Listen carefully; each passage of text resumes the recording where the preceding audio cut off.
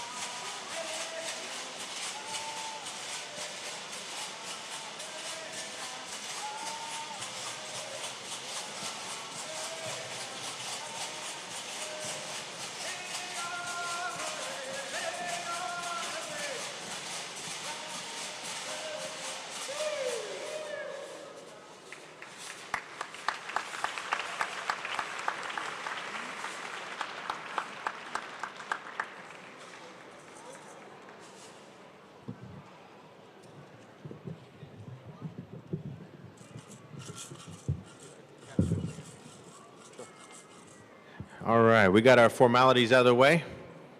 And this is where we will call upon a few volunteers, and we could do it one of two ways. One way is always funny, the other way is always torture. Or at least to me it is. First way, funny way. We'll go with funny way first. Funny way, I can ask for volunteers. And this is where I ask for the gentlemen to join. We'll need how many? Three? Three? We need 3 gentlemen, preferably teenagers and above for height reasons, so we get in line. And this is the part where I say, you know, men are included in this, and this is where we always see the wife going, "Take my husband, please. I mean, please, take my husband." So, oh, we have Pittsburgh fan over here. All right. Yeah, my wife's back here. Her whole family's from Pittsburgh, so she's back here. Yes! And I should do this while I'm standing here. This is my son, Ross Zepeda. This is my brother, Pedro Zepeda. My cousin, Carrie Osceola. Jessie Osceola. Marissa Osceola. My oldest daughter, Corrine Zepeda. My youngest daughter, Serena Zepeda. And they're upstairs. And somewhere upstairs is my niece and my brother's wife, Kalina. They're up there. Where are they waving at us? So they're up here somewhere on the 4th floor, enjoying the show as well. And oh, back to our volunteers. That's the funny way. We can ask for a volunteer, and the wives always go, right here, right here. Oh, look at this. See that? See that? See what I mean? And over here we had the same thing. The gentleman in the blue is like, "I'm not going to make eye contact. If I just look down, they'll not even know I'm here." We see you. You can't hide. The other way we can do it, I can send some of these females out here to get some partners, and we can drag you out of your seat, and that is the torture part, because the guys are like, "Oh, no, I don't dance, I don't." Yes, you are, you're going to dance. So we can do it the easy way or the hard way. Oh, I hear the wife over here. "Do it the hard way, do it the hard way." So which way is it going to be? Easy way or the hard way? Hard way. Go grab somebody. Marissa, Jessie, go grab somebody. We need 2 people. Go grab somebody. Oh, we have more finger pointing back here. You don't know, but your wife's sitting behind you in the black with the red. She's pointing down at you. All right, we got 1. We got 2. Give them a round of applause. It's been nice knowing you guys. All right, well then you have to go over here so they can explain to you how this next dance is going to work. Now this next dance that we're going to do is a song that when people think of this animal, this fish, they really don't think about what we're going to sing about. And now, this song, I'm going to tell you about the song first, and then I'm going to tell you what it's about. This song is a love song. It is about the courtship between 2 fish. Now, the fish that I'm talking about are catfish. Yeah, nobody ever thinks of catfish when they're thinking of love other than they love to eat it. That's about it. But this song is about the catfish and their courtship in the water and what happens between the male and the female. The female will swim around. She swims around real fast in the water. She'll make an indentation as in a bowl shape on the riverbank. And the males will watch the female catfish do this. They'll know that she is looking for a partner to make a nest. And so those male catfish, they'll come around, they start trying to get her attention. They start swimming real fast, trying to impress her. And after a while, she'll select one of them. And the reason they'll know that she has selected one of them is because she will synchronize herself with one male catfish. And they swim together in the water. They swim side to side, they swim back and forth. And anywhere she goes, he goes, and vice versa. And so all the rest of the male knows she has made a selection. And so that's what this song is about that you're about to see. It is about the love between the catfish, believe it or not. And this is one of our oldest songs that we have. It comes from the ancient people, the ancient ones that we like to call them. And so we hope you enjoy it. So, yes, Carrie's saying it's a romance song. So, all you guys, you need to grab the special woman in your life and hug her and say, catfish. So, anyway, we hope you enjoy this. I think they're almost done explaining this dance. And if you know the words, please sing along.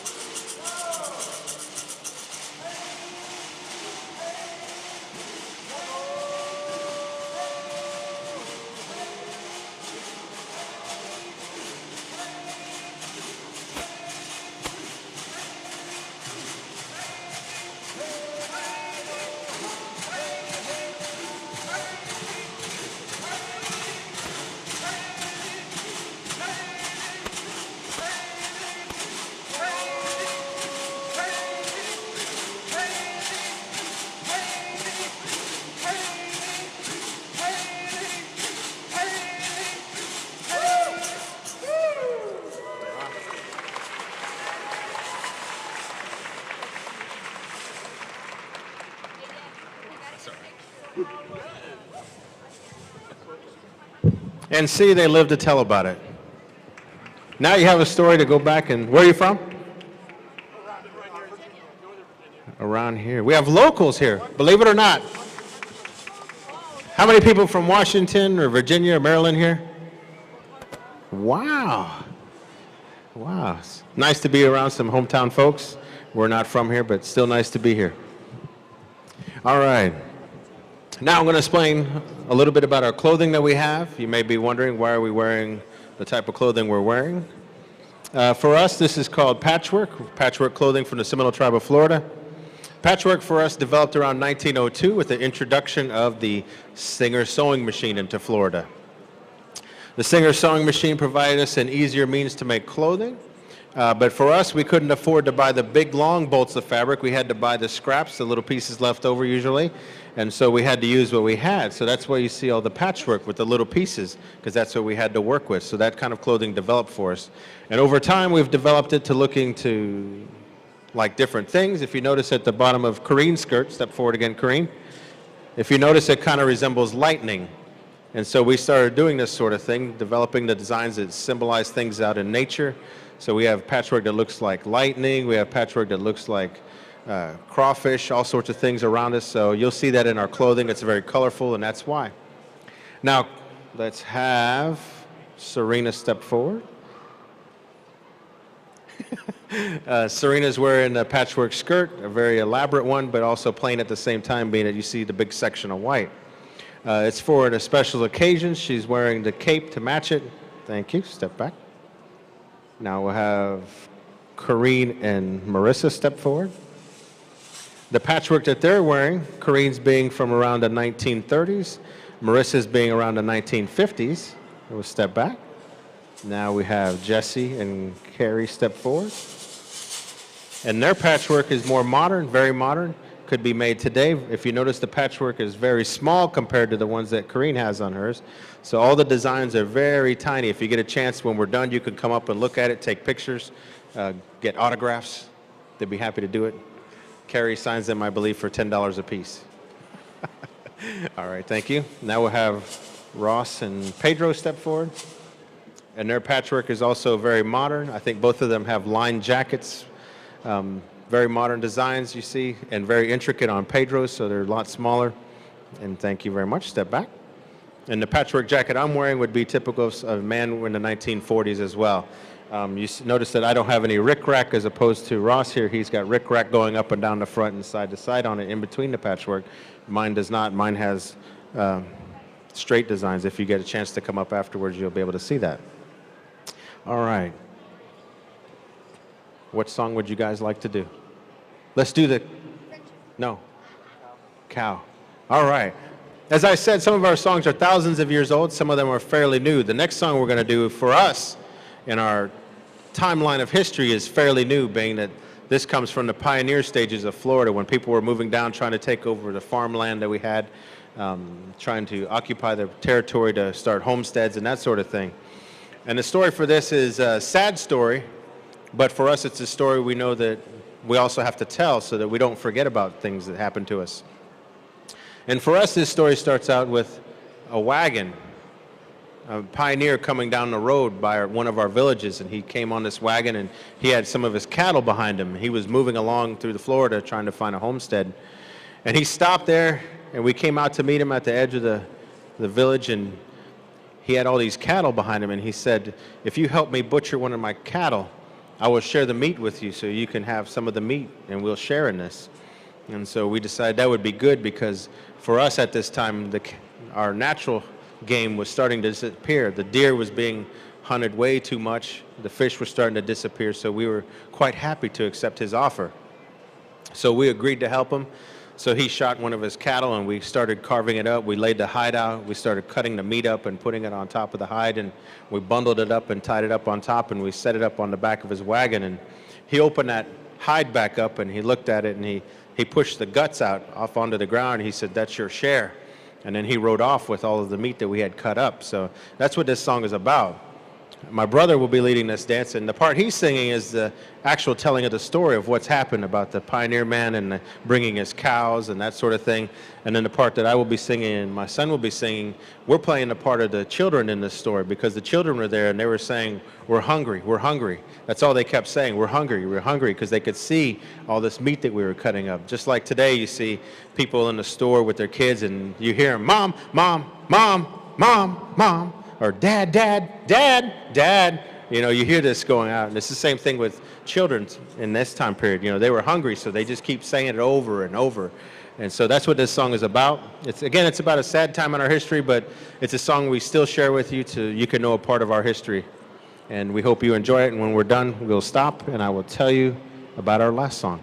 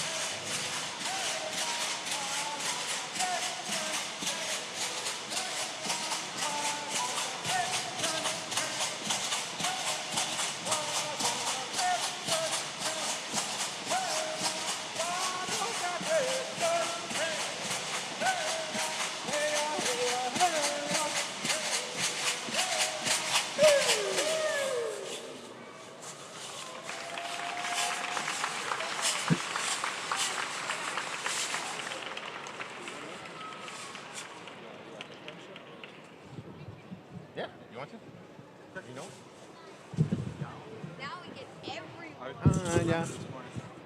Okay. All right.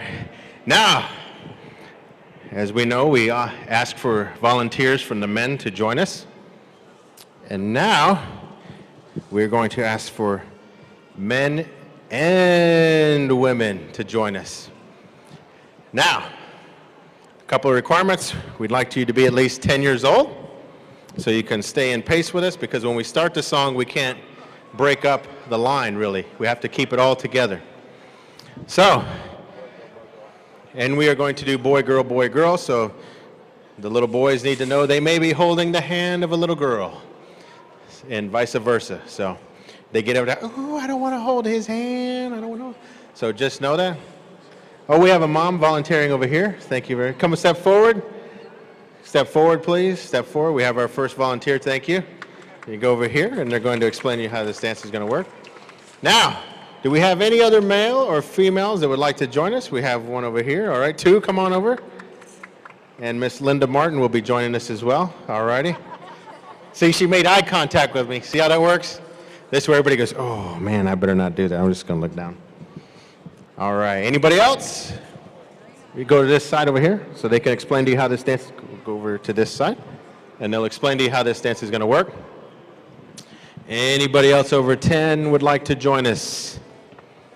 All right. I see a gentleman raising his hand in the back of the brown. No, he's not going to do it now. Wow. Nobody else? Nobody else? We need a couple of people, at least 2 more. Yep. All right. My daughter is going to go grab somebody. Oh, yeah, the two boys right here. Yes. Give them a round of applause. Let's get them up. All right. There you go. See, I'm not going to hold hands. I'm going to put them in my pocket. Yes, you too. You were such a proponent of your parents there to go. See, now the dad's smiling. He's like, yes, there's justice. All right, anybody else? Anybody? Anybody? You're going to join us? Is she over 10? Oh, because our spacing needs to stay the same in this song, so. Anybody else? Anybody? Anyone? Anyone? Anybody up in the rafters? Anybody? Anybody looking down at us? No, no, no. All righty. The lady in the pink will join us. Thank you. Come up, come up, come up. No, no, no, no. You come up. There we go. All right. See that? See how that works? Sometimes you can do this, and sometimes that finger leads to yourself. So that's what I'm doing. All right. We're good to go. Who? Is she at least 10? You want to join us? All right, another brave soul. Very good. Now this song that we're going to do is our final song, and it is our friendship dance. So we hope we've made quite a few friends here during our stay in Washington, D.C. And if you like our performance, you can find out more about us through atatagimuseum.com. And no, I'm not going to tell you how to spell that. So an easier way to find us is through SeminoleTribe.com. You can do a link through our museum, and you can find us. And we also have a Facebook for our museum. So you can find us a couple of different ways, or you can come up and talk to us personally after the show, and I can give you a business card. That works just the same for those who are old school. All right. Yes, I know people are into the Twitter and Facebook and that kind of thing, and some people are not. They still like having something on paper, and we still do that because we work for a museum. So anyway, we hope you enjoyed this. This is our friendship dance. It's our last dance for today. And if you like our show and would like to see more, we'll be here again tomorrow, I believe, at the same time, same place. So please feel free to come up after we're done and talk to us. Thank you.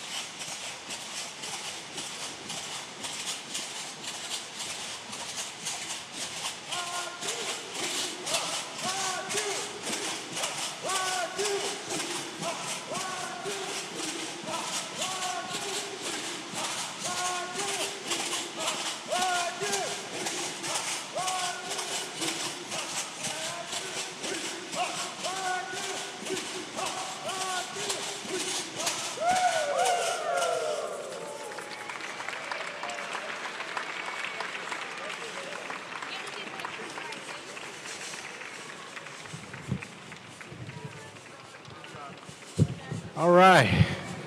We thank you for your time and your applause. We appreciate that. And again, if you have any questions, feel free to come up and ask us. We'll be standing here for a couple minutes if you want to come and ask us questions or take photographs. And again, thank you to the National Museum of the American Indian for having us here. Thank you.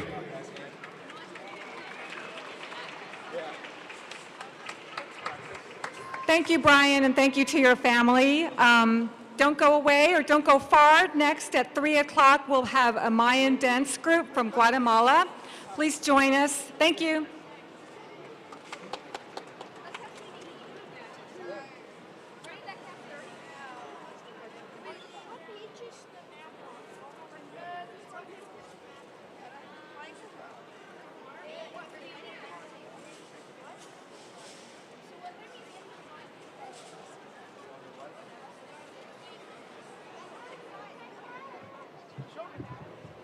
We don't bite that hard.